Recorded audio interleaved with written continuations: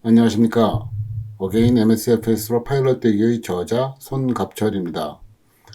오늘은 풀시머를 위한 잽슨 차트 강좌, 그 중에서도 인라우트의 두 번째 시간이 되겠습니다.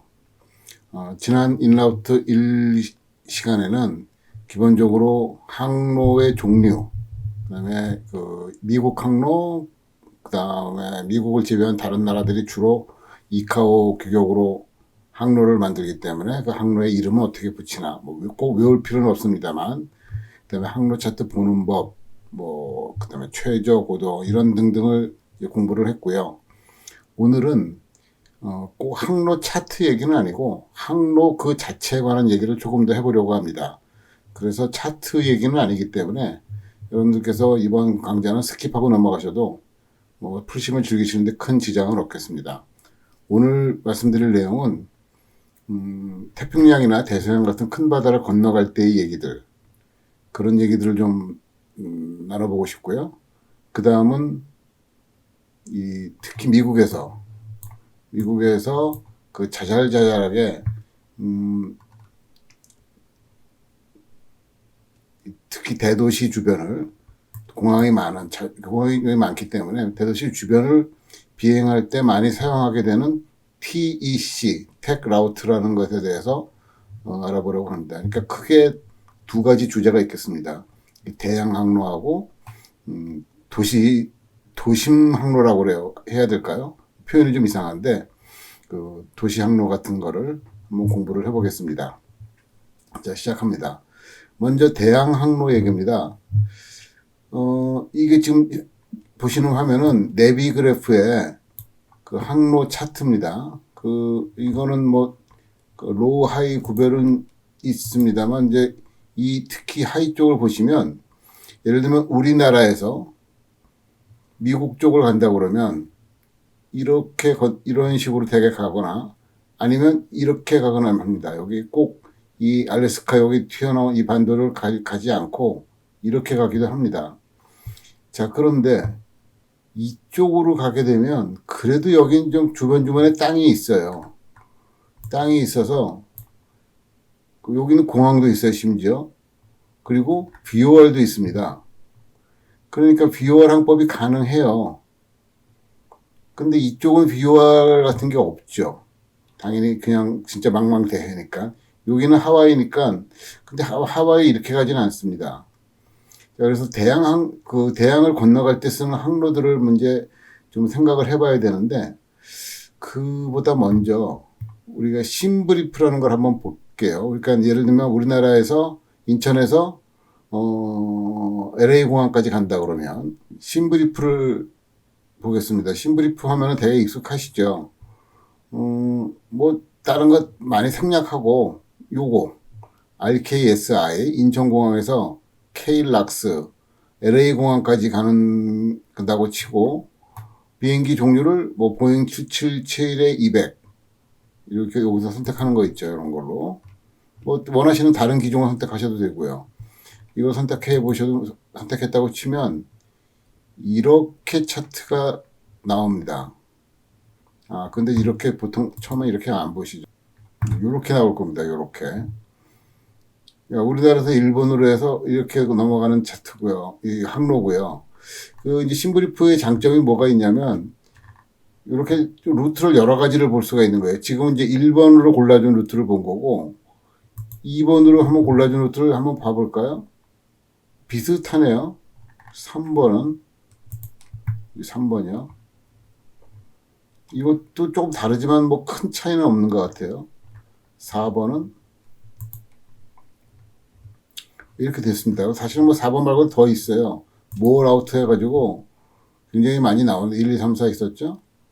5번으로 한번 볼까요? LA 가는 경우는 크게 바뀌진 않습니다. 이렇게. 만약에 우리나라에서 뉴욕이라든지 시카고라든지 이렇게 가면 훨씬 더 북쪽으로 갈 수 있습니다. 근데 아시다시피 물론 이렇게 거의 위도가 비슷한데 이렇게 직선으로 가지 않고 마치 태평양 위를 올라가서 내려가는 것처럼 보이는 이거는 대권 항로라서 그런다는 건 다 아시죠? 이렇게 연결을 해야 우리가 지구본, 동그란 지구본에서 두 점을 이어보면 이게 제일 가까운, 꼭 정확하게 가깝지는 않을 수 있겠습니다만 이런 선을 더 가까운 선이 됩니다. 이렇게 가면 훨씬 멀어집니다. 그래서 이런 걸 대권 항로, 영어로는 그레이트 서클이라고 합니다. 자, 그런데 한 가지 참고로 알아두면 좋은 게 있어요. 항덕이니까. 자, 다시 이제 그냥 1번으로 가볼게요. 1번 옵션으로. 1번 항로 옵션으로. 지금 요거는 AI-REC 21년 11 버전, 그러니까 2111을 기본으로 했으니까, 근데 뭐 별 차이는 없을 거예요. 저런 거는. 나중에 보시더라도. 그러니까 2021년에 대략 11월 달쯤에 만들어진 자료다. 이렇게 보시면 되겠습니다. 자, 이렇게 가는데, 여기 보면 eTOPS라는 것도 한번 알아두자는 거예요. eTOPS를 눌러보시면, 그 바로 위에, 여기 바로 위에 보면 eTOPS 시나리오라고 있어요. 제가 여기서 몇 가지 옵션을 고를 수가 있는데, eTOPS는 이렇게 시간으로 표시를 합니다. 먼저 아주 간단하게만, 뭐 복잡하게는 밑도 끝도 없이 굉장히 긴 얘기가 될 수 있는데, 엔진이 2개짜리 비행기가 먼 항로를 비행을 할 때, 기본은 60분을 그냥 줘요. 무슨 얘기냐면, 60분을 준다는 게 뭐냐면, 엔진 하나가 정지했을 때, 적어도 어디서 정지를 하든 간에 그 위치에서 60분 이내에 착륙할 수 있는 다른 공항이 있어야 된다는 겁니다.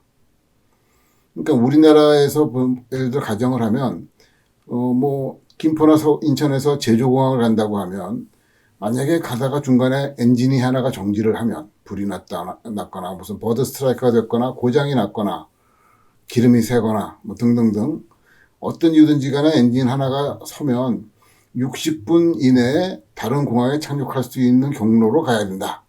뭐 우리나라 전체가 60분에 커버가 되니까 전혀 문제가 없습니다. 일반적으로 땅 위에서 가면 저 북극 시베리아를 가지 않는 한 60분이면 충분한 시간이 됩니다. 그런데 이렇게 바다 위를 가다 보면 예를 들면 이 점은 어디를 가도 60분에는 못 가요.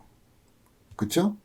그래서 요즘 그 대양 항로를 뛰는 그 대부분의 비행기는 180분, 시간으로 따지면 3시간이죠. 180분짜리 허가를 받습니다. 근데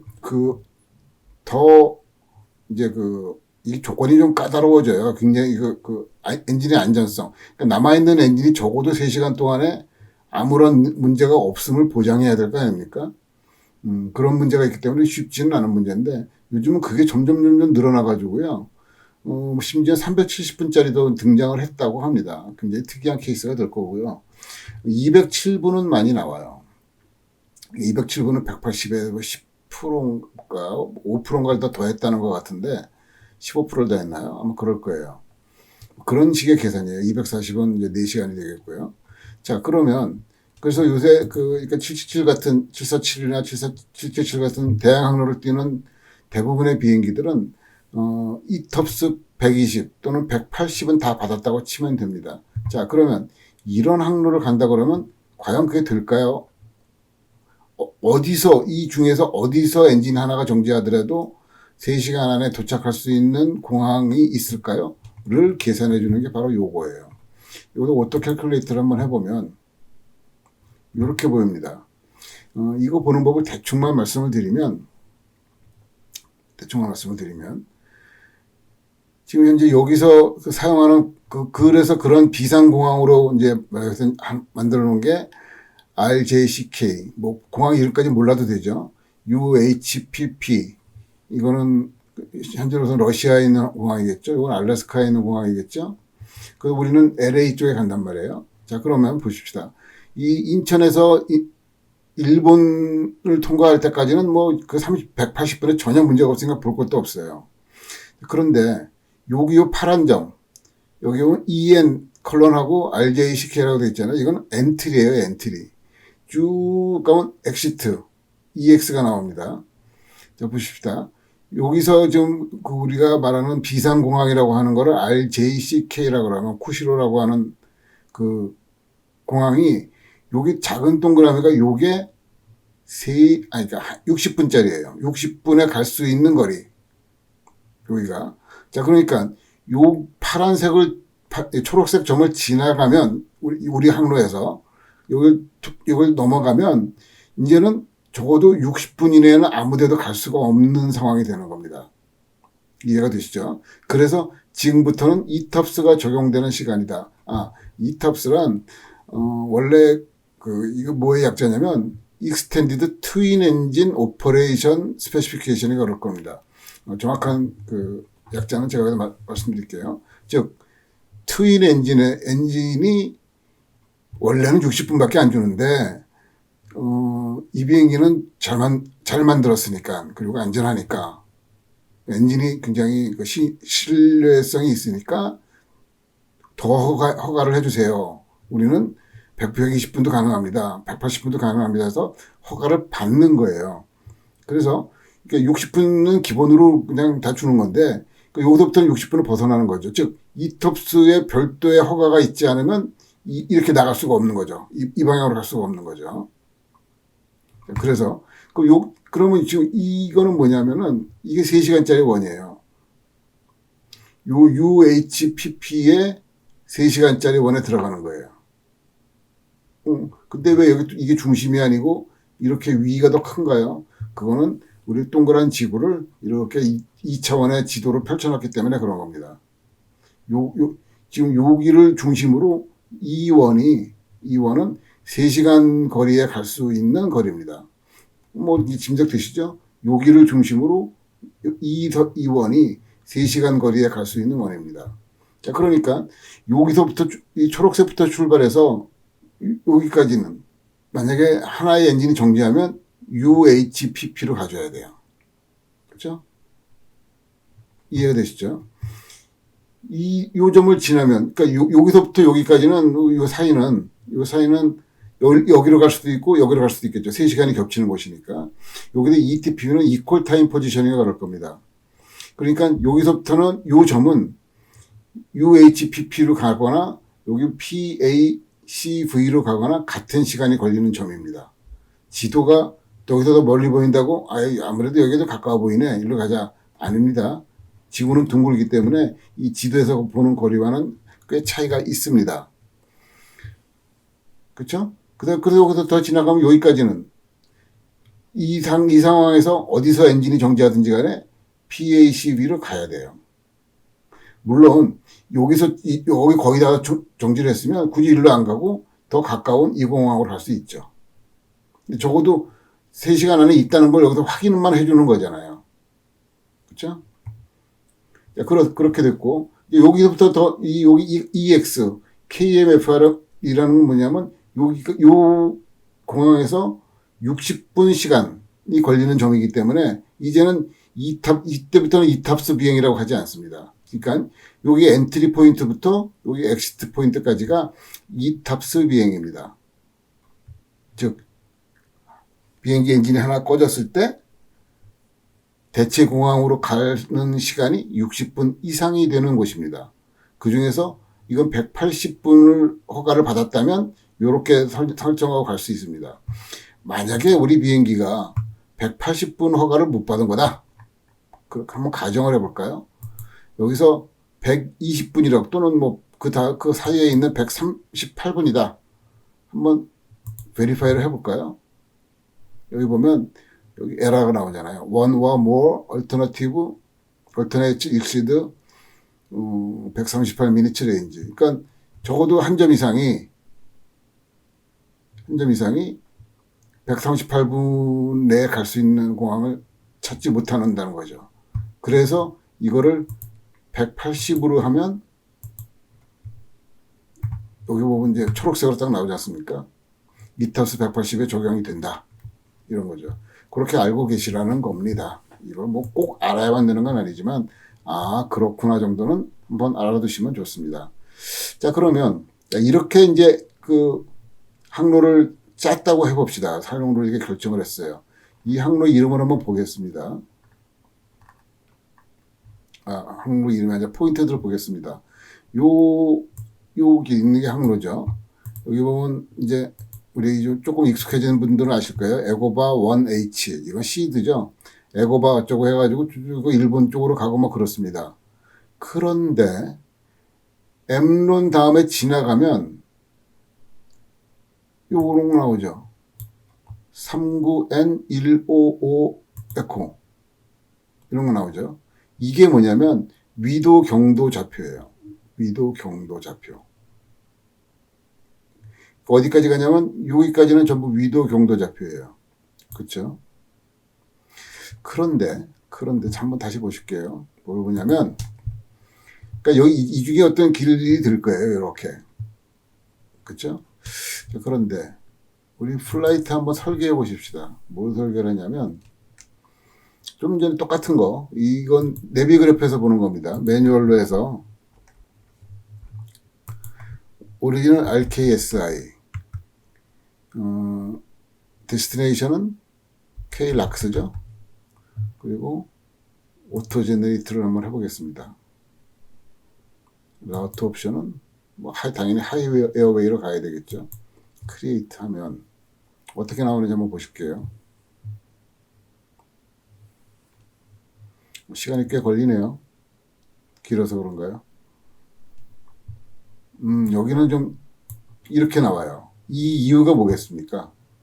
이 이유가 이게 이탑스가 없기 때문에 그런 거죠. 그러니까 이 내비그래프의 항로 짜는 프로그램은 심브리프처럼 여러 가지를 고려해서 짜는 프로그램이 아닙니다. 이탑스가 없으면 이런 식으로 가야 됩니다. 그렇죠? 이타스 60밖에 안 되는 거고 기본이면 딱 봐도 그렇죠. 어디로 가도 뭐 그래도 땅에 60분이면 땅 쪽에 있는 공항으로 갈 수 있을 것 같죠. 그러니까 이거는 지금 굉장히 현실적이지 않은 그런 항로가 비행 계획이 되어버린 거고요. 자 다시 우리 심브리프로 다시 돌아가서 그러면 만약에 이 정보, 그러니까 우리 시드 스타 빼고 하면 이 길을 내비그래프에다가 집어넣어 줄 수 있다 그러면 요 RKSI와 KLAX 사이에 그러면 이제 이렇게 보입니다. 그렇죠? 아까 그 심브리프에서 만든 항로가 이거란 말이에요. 그런데 이런 데는 원래 선이 없었어요. 선이 없었는데 이 점을 한번 보세요. 뭐라고 나와 있죠? 44 에코 70 뭐 이렇게 나와 있어요. 여기도 점 이름이 거의 안 보이는 것 같죠? 그 점의 이름이. 자, 여기 점 이름이 있어 보여요. 49 N70 이게 무슨 의미냐? 짐작컨대 이것도 위도 경도 좌표일 것 같죠? 위도 경도 좌표일 것 같죠? 이런 위도 경도 좌표를 이렇게 5글자로 쓰는 시스템이 있어요. 5글자로. 신기하죠? 원래는 예를 들면 N49 여기 보면 이건 웨스트겠죠. 웨스트 170 이런 의미예요. 요 170 일자가 없어졌어요. 그 없어진 일자는 이 N이 가운데에 있기 때문에 그래요. 자, 여기서 보시면 이 사람들이 좀 똑똑한 사람들이 많은가 봐요. 이런 위도 경도 좌표를 5글자로 만드는 시스템을 만들었어요. 이 지구 전체를. 그러니까 물론 위도 경도 숫자에 소수점은 없다고 치고 소수점이 없다면 자 이거 지구 전체를 8개의 구분으로 나눈 거예요. 하나 둘 셋 넷 다섯 여섯 일곱 여덟. 자 빨리 설명하겠습니다. 여기가 적도예요. 대충 그린 겁니다. 제가 여기가 본초 좌우선이라고 위도 경도가 0도 되는 선이에요. 여기서 이 선부터 오른쪽으로는 동경이라고 부르고 왼쪽은 서경이라고 부릅니다. 이스트 웨스트예요. 이 선의 기준은 뭐 책에서 과학 시간에 배우셨을 거예요. 영국의 그린위치 천문대를 기준으로 하기로 했다더라. 뭐 그런 거고 이 적도는 뭐 누구 어디 기준이 없죠. 지구가 자전하는 거를 보면 무슨 뭐 대도시라고 또는 뭐 힘 있는 나라라고 우리가 적도할래 이럴 수는 없는 거니까 대충 그렇습니다. 자, 그러니까 이 적도에서부터 여기 뭐 그 위에는 좀 생략이 됐지만 이 북극까지 0도에서부터 90도의 북위가 됩니다. 북위. 남극까지는 적도에서부터 90도 남쪽으로 남극이 90도예요. 우리나라는 대충 뭐 37도 이 정도에 있죠. 조금 더 올라가면 38선에 있는 거고. 그런데 저 여기서 잘 보세요. 자, 그럼 이쪽은 동경 몇 도에 북위 몇 도겠죠. 뭐 순서를 사실은 남북을 먼저 하기로 했으니까 남북, 즉 여기 보면 예를 들면 53도, 북위 53도, 그리고 동경으로 35도. 그러면 53352, 2는 에코인데 동쪽이란 뜻이죠. 그러니까 여기는 북이면서 동이잖아요. 노스 이스트잖아요. 근데 노스를 생략하고 이스트를 쓰기로 했어요. 왜 노스를 생략하느냐 따지지 마시고 일단 그렇게 알아봅시다. 그래서 동경이 쭉 더 점점 커지겠죠. 요 선이 100이에요. 그리고 점점 더 가면 여기가 180이에요. 180되면 더 이상은 동경이라고 부르지 않죠. 여기서 서쪽으로 가면 서경 100도, 서경 180도 이렇게 되는 겁니다. 자, 그래서 동경이든 서경이든 180도가 넘어가면 그 일자를 180도에 처음에 일자가 하나 써야 될 거 아니에요. 일자를 생략하고 그 대신에 여기 있는 뒤에 있는 이를 가운데로 쓰기로 한 거예요. 그러니까 서울의 경우에 대략 37 에코 27이라고 표현하면 서울 근처 어디쯤이 되는 겁니다. 그렇죠? 이제 그 원칙은 다 똑같이 적용됐어요. 요쪽은 이 노스 웨스트 쪽은 N자를 쓰기로 했어요. 그러니까 여기는 3776N이에요. 그러니까 북위 37도, 서경 76도가 되겠죠. 여기는 북위 47도, 서경 122도죠. 그런 식으로 다 하기로 한 거예요. 그러니까 이렇게 하면 조금 외우기 어렵지만 아무튼 5글자로 지구상에 있는 모든 위치좌표를 소수점이 없으면 전부 다 표현할 수가 있게 되었어요. 혹시 이걸 외우고 싶으시면 뉴스, NEWS, 그러니까 여기 이 영국을 기준으로 해가지고 그렇게 외우시면 그나마 외울 수 있을 거예요. 아니면 우리나라에서 넘어가는 쪽은 이스트하고 노스만 쓰면 되니까 뭐 그렇게 생각을 하셔도 되고요. 그러니까 태평양 넘어가는 거는 대서양 넘어가시려고 그러면 이렇게 이제 생각을 하셔야 되겠죠. 그죠?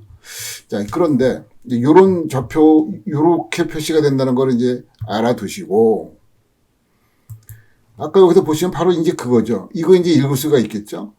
북위 45도에 N, 가운데 있으니까 N은 NEW에서 아까 기억나세요? NEW니까 N은 서경이에요. 서경 170도가 되는 점입니다.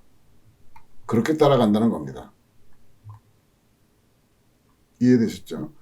자, 그 다음에는, 자, 그러면 이렇게 가는 길은 한 가지일까? 아니면 뭐 두세 가지 원래 있는데 어떻게 할까? 그렇게 해서 이런 라우트를 정하는 시스템이 또 생겼어요. 이런 그림을 제가 어디서 찾았어요. 이게 썩 잘 그려놨더라고요. 지구상에서 대양 항로들이 있는 곳들이 있어요. 대양 항로들이. 이게 전부 다는 아닌데, 여기 한번 보세요. 이게 지금 태평양이라고요, 여기가. 그쵸? 태평양 중에서, 아까 우리가 좀 전에 본 그 항로는 요 항로. Pacific Organized Track System, 줄여서 파코트라고 하는 그 항로를 따라서 간 거예요. 이렇게 가기도 하고, 또는 원래 차트에 나와 있는 요거 있어요. 노팍이라고 하는 노스 퍼시픽 라우트 시스템이라고 하는 거를 다 따라갈 수도 있어요.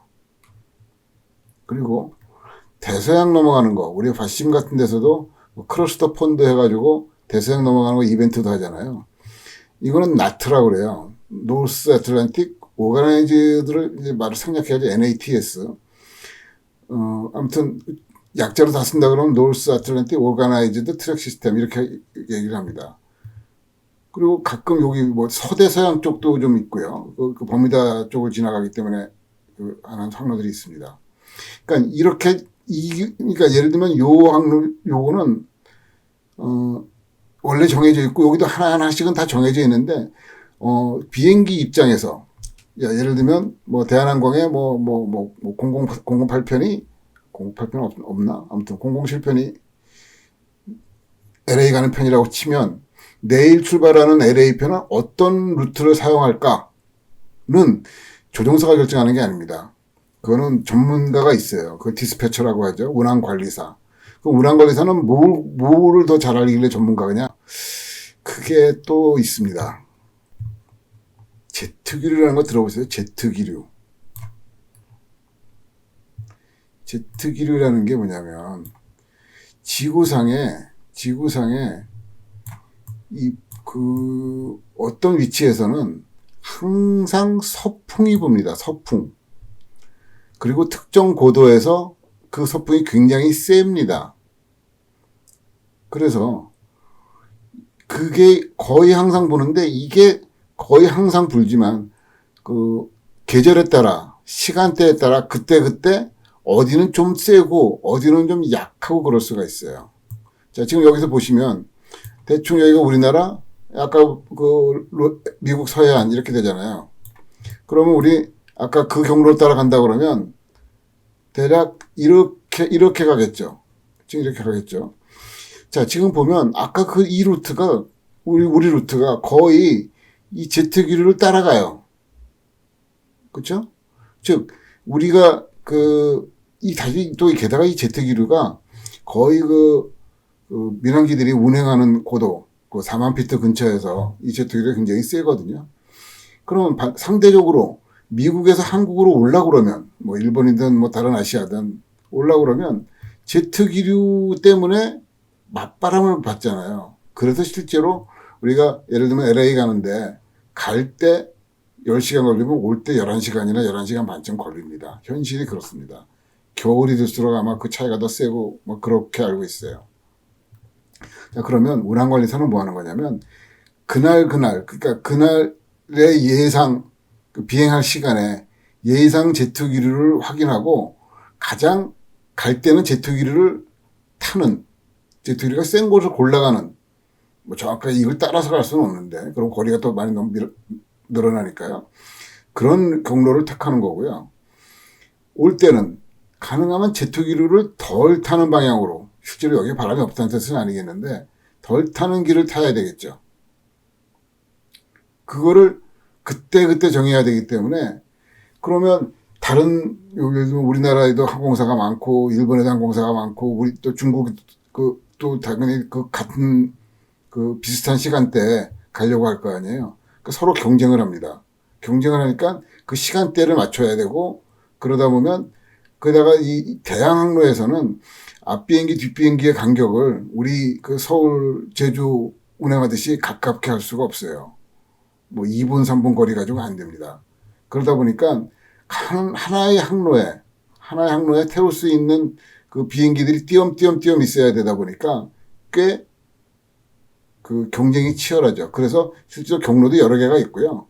그 여러 개가 있고 고도도 다르게 할 수도 있고 그래서 아무튼 그런 걸 고려해서 정합니다. 사실 태평양도 그렇지만 이 대서양 유럽에서 미국 동해안 뭐 보스턴이나 뉴욕이나 이런데 여기도 또 거의 비슷한 상황이 벌어진 거예요. 근데 여기는 또 이제 어떻게 운항을 하느냐면 이 대서양을 그러니까 트랜스 아틀란틱이라고 그러나요? 그런 비행기들은 한번 편도 비행에 10시간이 채 안 걸리거든요. 우리보다는 좀 상황이 태평양이 훨씬 더 크니까. 그래서 이쪽 비행기들은 한 비행기 가지고 낮 시간대에는 이쪽으로 가고 밤 시간대에는 이쪽으로 가고 반대인가요? 아무튼 그렇게 어떤 때 보면은 모든 비행기가 다 서쪽으로만 가요. 그리고 어떨 때 보면 모든 비행기가 다 동쪽으로만 가요. 그렇게 구분해서 사용을 합니다. 그게 현실적인 거예요. 왜냐하면 거기 이제 사람의 생활 시간대가 있잖아요. 낮 시간대는 아마 오른쪽으로 갈 거예요. 동쪽으로. 그리고 밤 시간대 이렇게 보면은 다시 계속 여기서 이제 낮에 일을 할 수가 있게 되는 이제 그런 그럴 거고, 여기도 마찬가지로 제트 기류가 이렇게 세기 때문에 그 제트 기류를 피하는, 그 서쪽으로 갈 때는 제트 기류를 피하는 쪽으로, 동쪽으로 갈 때는 제트 기류를 많이 타는 쪽으로 항로를 잡습니다. 그렇게 항로를 잡는 사람들이 그 디스패처라고 하는 거고, 그래서 조종사가 항로를 정하는 게 아니라는 걸 알아두시면 좋겠고, 그렇게 항로를 정했으면 그 항로를 내가 몇 시에부터 어느 지점까지 가서 그때부터 이 항로를 타겠다라고 미리 신고가 들어가야 되니까, 비행 허가를 받아야 되니까 그 점까지 가는데 그 시간을 반드시 맞춰야만 되죠. 만약에 맞출 수 없으면 탈락이라는 뜻은 무슨 뜻이냐면 다음 기회를 이용하세요 해가지고 다른 길을 받아야 됩니다. 그래서 혹시 이제 좀 큰 비행기들 운행하시는 분들은 RTA, Required Time of Arrival, 그런 거를 뭐 보실 수가 있는데, 예를 한번 들어본다면, 잠깐만요. 지금 여기가, 이건 좀 스카이벡터예요. 스카이벡터에서 아까 이런 식의 루트가 있었잖아요. 있다고 치면, 예를 들면 이게 이제 아까 그런 루트를 타고 올 건데, 요 점, 엠론이라는 점까지 몇 시 몇 분까지 내 비행기가 가겠습니다라는 비행 허가 내용이 그게 있는 거예요. 그러려면 출발을 언제 해야 된다는 결정이 되고, 출발을 이라는 것이 뭐 이륙이라는 게 다른 비행기 밀릴 수도 있고, 그러니까 조금 빠를 수도 있고 느릴 수도 있고 그렇잖아요. 그럼 만약에 늦게 이륙을 했으면 요 점에 도착하는 시간이 몇 시가 되도록 비행기를 더 빨리 몰아야 되겠죠. 기름이 더 들더라도. 또는 예상보다 조금 더 일찍 출발했으면 일부러 늦게 가야 돼요. 너무 빨리 가도 안 되죠. 앞 비행기하고 간격을 맞춰야 되니까. 그래서 필요한 기능이 RTA, Required Time of Arrival이라고 그래서 그 FMC에다가 그 RTA 기능으로 이걸 여기를 몇 시 몇 분에 통과하게 하자. 그러면 FMC가 잘 속도를 조절해가지고 그 시간을 맞춥니다. 물론 이 시간을 무슨 1시간 뒤, 2시간 뒤 이렇게 하는 건 아니고, 그 베리에이션 할 수 있는 범위는 좀 제한이 당연히 있지만, 아무튼 그런 걸 해주는 기능이 RTA라는 걸 알아두시면 좋겠습니다. 그래서 이제 바코트, 그다음에 노팍, 나츠 이런 것들이 그렇게 사용된다는 거고, 특히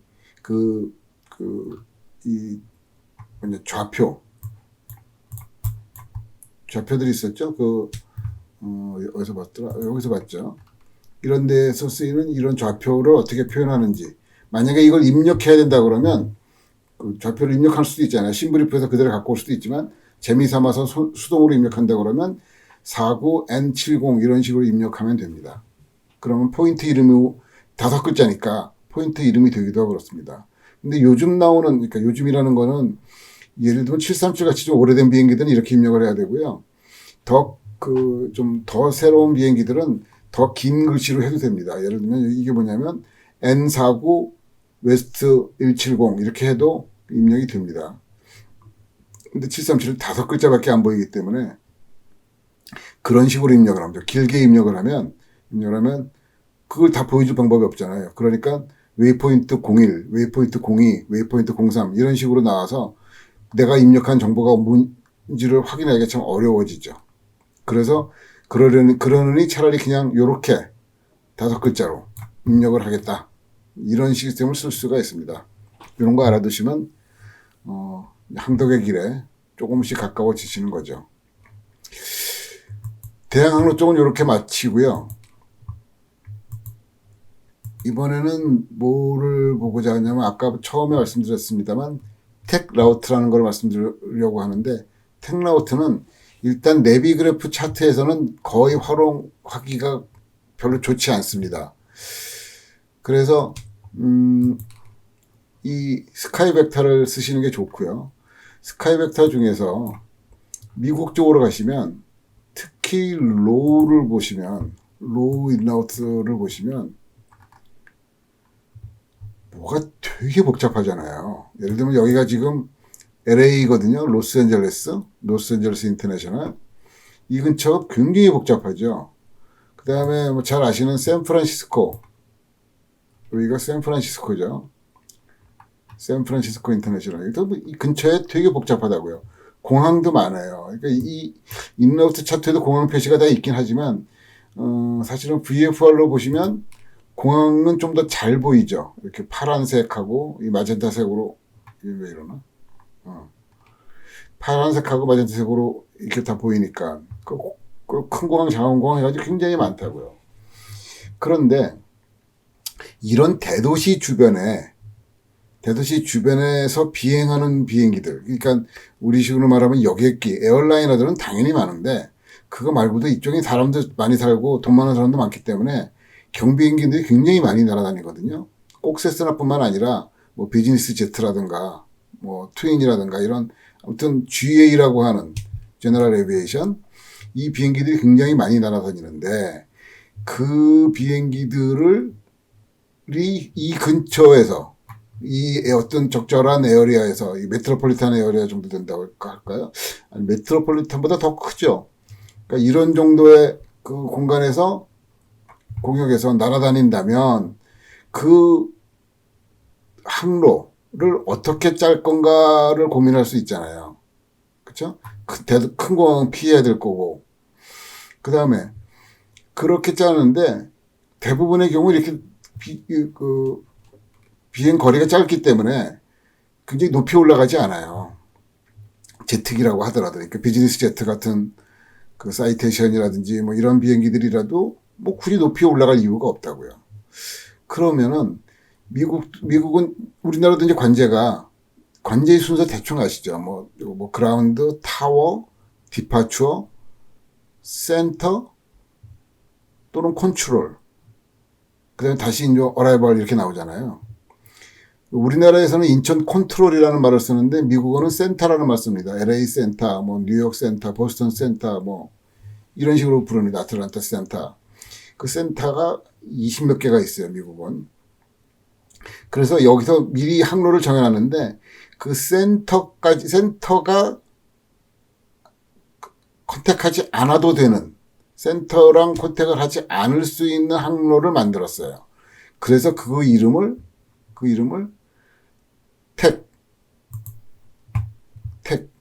TEC 타워 인라우트 컨트롤이라고 하기로 했습니다. 타워 인라우트 컨트롤. 그래서 인터넷에서 검색을 해보시면 FAA는 다 아시죠?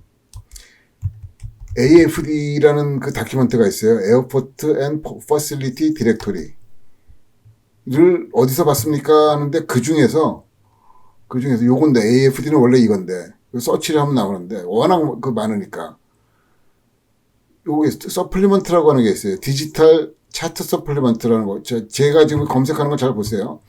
제 검색어가 뭐냐면 구글에서 FA의 A/FD였어요. AFD라고 부릅니다. 그걸 검색하면 요게 그 중에도 몇 개가 나오는데 그 진짜 디렉토리 말고 서플리먼트 즉 보조 자료 부록 정도 되는 거를 보시면 이렇게 나옵니다. 이건 FAA 사이트예요. 뭐 설명 쭉 있지만 이제 그 중에서 그 부록 중에 이렇게 구별이 되어 있는데 이게 AK 이러면 이제 미국 사람들은 되게 이제 이해가 될 거예요. 이거는 알래스카예요.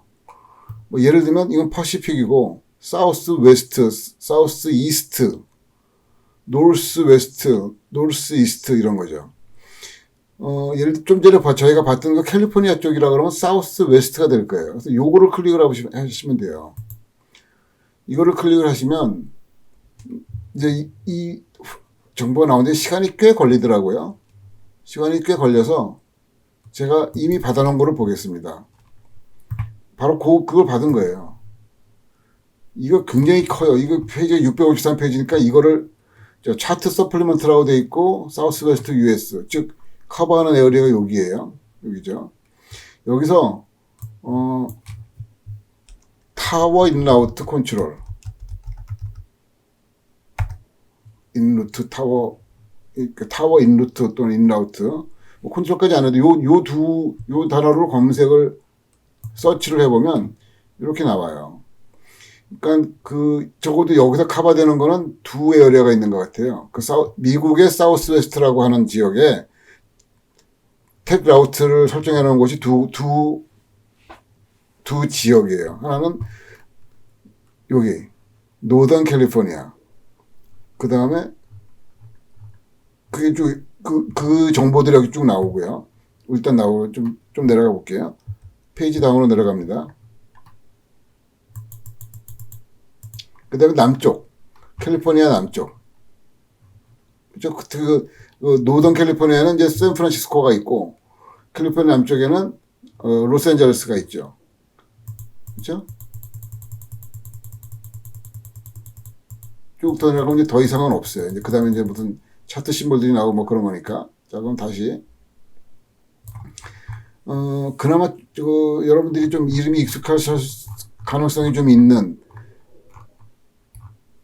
남쪽 지방을 볼까요? 여기죠. 이게 LA 공항이고요. 제 책을 좀 보신 분들이면 요 근처에 그 반누이스 공항이 있고 여기에 SBA 즉 산타바바라 공항이 있어요. 뭐 어느 공항을 연결되고 지금 여기는 대표적인 공항만 나와 있지 이거 말고도 엄청나게 다양한 아마 여기 있는 공항이 한 30개 40개 되죠. 굉장히 많습니다. 우리나라 공항보다 훨씬 많습니다.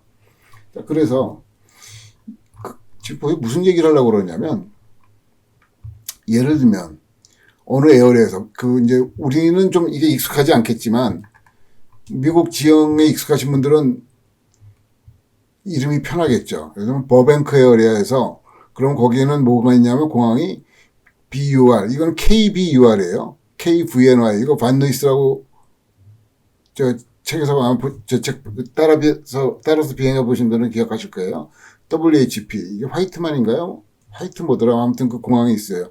공항 코드인데 K자를 생략하고 쓴 겁니다. 거기에서 어디로 가려면 갈 수 있는 공항이 이렇게 다양하잖아요. 그죠? 자, 그러면 제 책에서 실습으로 쓴 데가 어디냐면은 반누이스 공항에서 산타바바라 공항에 있어요. SBA를 한번 찾아보죠. 어딨나? 여기 SBA 갑자기 왜 안 보이죠? 여기 있네요. SBA로 가면 어디로 가냐면 여기로 가는 여기로.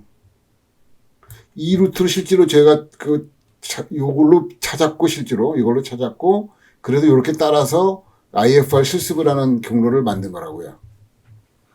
꼭 이렇게 가야만 된다? 그렇지 않아요. 그렇지 않은데 이렇게 가면 가장 합리적이다. 그런 거죠.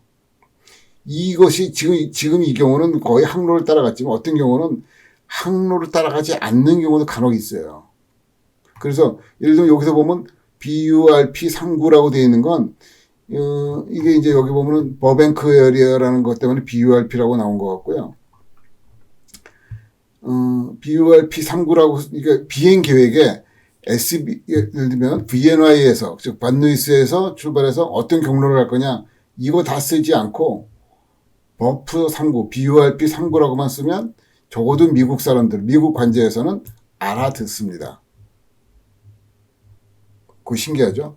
이거는 심지어 바심 하시는 분도 알아듣습니다. 바심의 관제사도 이걸 압니다. 그러니까 이렇게 다 안 써도 돼요. 플라이트 플랜에. 뭐 써줘도 되겠죠. 써줘도 되는데, 이렇게만 쓰면 되는 거예요. 그러니까 요거를 생략한 게 요거예요. 그렇죠? 대충 이해되시죠? 그러면 여기 오면 JMPQ 60 이렇게 나오는데, 이거 뭐냐면, JMPQ는 비행기의 종류. 뭐, 제트 비행기냐, 아니면 프로펠러냐, 속도가 빠르냐, 느리냐, 이런 거고요. 60은 뒤에 00 붙여가지고 6000피트로 날아가는 경로예요. 6000피트로. 그렇게 엄청나게 많은 경로들을 다 미리 설계를 해 놨어요. 그렇죠? 자, 그러면 이걸로 뭘 할 수 있느냐, 도대체 그러면. 그러니까 여기서 뭘 할 수 있느냐가 중요한 게 아니고 제가 추천드리는 이 플라이트 시뮬레이터를 익히는 또는 즐기는 하나의 방법 중에 하나는 뭐 서울부터 인천에서 뉴욕까지 10몇 시간 걸리는 비행을 처음에 입력 다 해놓고 잠자다가 다음날 아침에 깨가지고 하는 거는 저로서는 왜 하는지 좀 이해가 좀 안 돼요. 솔직히 말해서. 그래서 저는 손맛이 좀 있어야 재밌다고 생각을 하는 사람이기 때문에 손맛이 있어야 되는데 아니 뭐 관제라도 하면 모르겠는데 그냥 혼자서 비행한다고 그러면 관제도 없이 그냥 오토매틱으로 알아서 잘 가면 그건 왜 하나 싶어요. 솔직히. 그렇다면 자 예를 들면 여기서 뭐 산타모니카 공항에서 뭐 다른 뭐 존 웨인 공항을 가보고 싶다든가 할 때 루트는 어떻게 했잖아. 루트를 내 맘대로 갈 수도 있지만 실제로 미국 사람은 어떻게 갈까? 그럼 저기 아까 그쪽에서 찾아보면 나올 거 아니에요. 그렇게 나오는 대로 해서 여기 나오는 VOR 항법으로 비행을 해보는 거죠. 또는 GPS 항법으로 알레브 항법으로 비행을 하셔도 좋고요. 그 차트를 보면서 한번 따라해보는 거. 모든 걸 다 처음부터 플라이트 플랜 넣어서 처음부터 끝까지 자동 비행을 하면 아무것도 느는 게 없어요. 입력하는 법만 나는 거지. 그죠? 그런 걸 한번 해보실 때는 이 차트가 짱입니다, 정말. 네비그래프 차트는 이렇게 상세하지가 않아요. 뭐가 달라졌느냐? 예를 들면 실제 제일 중요한 차이가 이건데, 딴 건 같은 항로니까 정보가 있긴 다 있어야 되죠. 여기 보면 요 가는 선들 보이시죠? 여기. 요 084가 써있는 이 선. 이 선은 뭐냐면, 이거 항로가 아니에요. 요 VOR, 이거 산타모니카 VOR인데, 산타모니카 VOR에서 이 다운이라고 하는, 다운이라고 하는 요 웨이포인트는 084 레디얼이라는 거예요. 084 레디얼. 그래서 거리도 나오죠. 17이라고. 또는 이제 그걸 뭐로 할 수 있냐면 예를 들면 이 항로를 따라가는데 내가 DME가 없어. 즉 내 비행기에 DME 장치가 없으면 어느 뷰어에서부터 여기까지 거리가 나오는데 또는 이쪽에서부터도 어느 쪽이든 간에 거리가 나오는데 그 거리를 알 수가 없으면 내가 여기를 지나가고 있는지 아닌지 모르잖아요. 또 여기를 지나가고 있는지 아닌지 모르잖아요. 그러니까 이럴 때는 어떻게 해야 되냐면 이 선 여기에서 그러니까 내 길은 이 길이지만 항로는 지금 이 길을 따라가고 있지만 요거를 통과하는 점은 이 VOR의 254 레디얼이 만나는 점. 우리가 내부 1, 2가 있으니까 내부 1을 가지고 따라가고 내부 2는 이렇게 다른 VOR의 레디얼로 확인해서 내가 지금 있음이라는 곳을 통과하고 있다는 것을 확인하는 거예요. 또는 여기서 이렇게 이 방향으로 확인할 수도 있겠죠. 대충 보면 직각에 가까울수록 확인의 정확성이 좀 더 좋아집니다. 예를 들면 그래서 쭉 가다가 여기를 확인하고 싶으면 엘무라고 하는 곳을 내가 통과하는 것을 확인하고 싶으면 이 VOR의 레디얼 342를 통과하는 것을 확인하면 되는 거죠. 그렇게 사용하라는 것이 이 레디얼 인포메이션입니다. 이게 이제 가까우면 이렇게 표시가 되고요. 멀면 이렇게도 표시가 돼요. 이 포인트는 이 줄을 다 여기가 SLI거든요. 어디 갔나? SLI, 실비치. 그러니까 요 포인트, 여기 호푼이라고 하는 이 포인트는 SLI VOR의 007 레디얼이에요. 그걸 이렇게 표현했어요. 줄 다 긋지 않고. SLI VOR에 있으면 SLI VOR의 353 레디얼인데 그때는 줄을 다 긋죠. 여기는 줄 다 그을 수도 있는데 줄을 다 긋다 보니까 다른 정보들도 너무 많이 섞여가지고 생략한 거예요, 그거를. 이런 정도의 그 차트 리딩을 하실 수 있으면, 이제는 꾸진, MSFS 기준으로 말하면 152, 디지털 기기 하나도 없는 그런 거 가지고도 비행을 다 할 수 있습니다. IFR을 완벽하게 할 수 있습니다. 그렇게 할 수 있도록 제 책에서 여러분들 안내를 해드렸고요.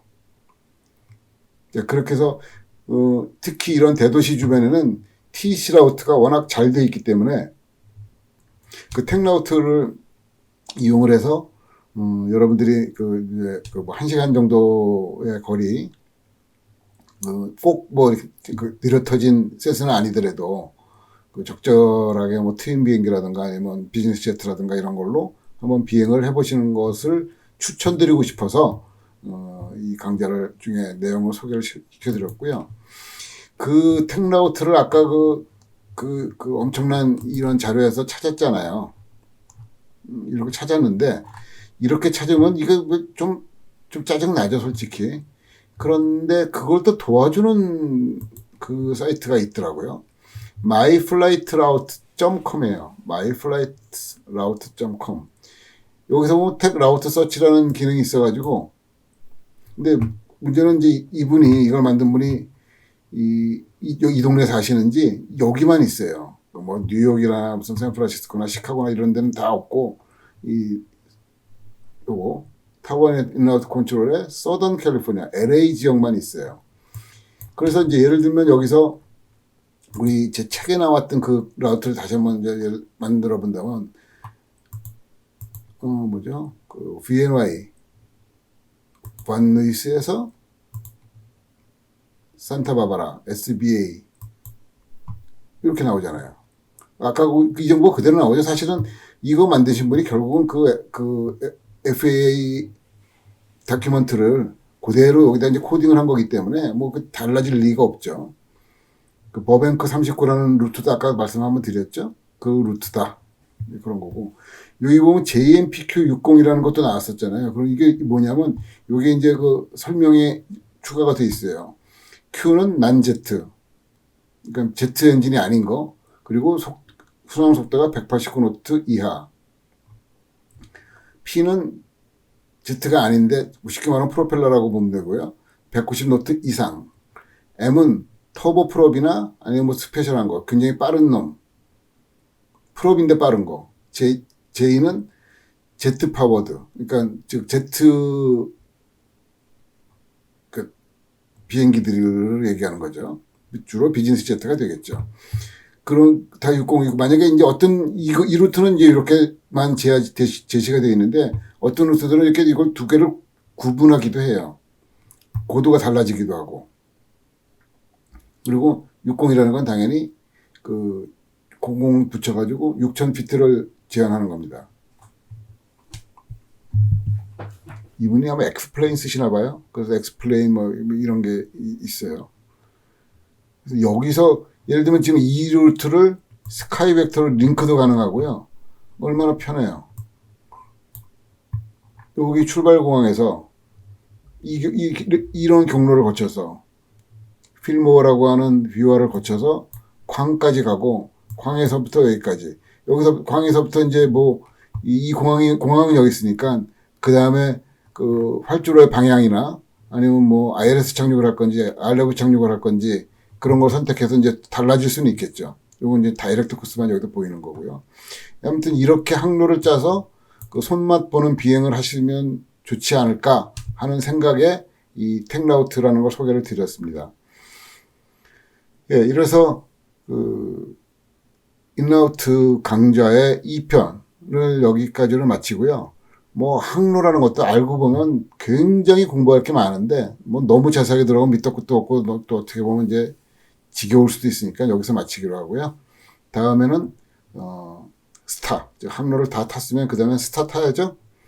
어라이벌이라고 하는 스타 강좌가 되겠습니다. 지금까지 들어주셔서 감사합니다. 안녕히 계십시오. 손갑철이었습니다.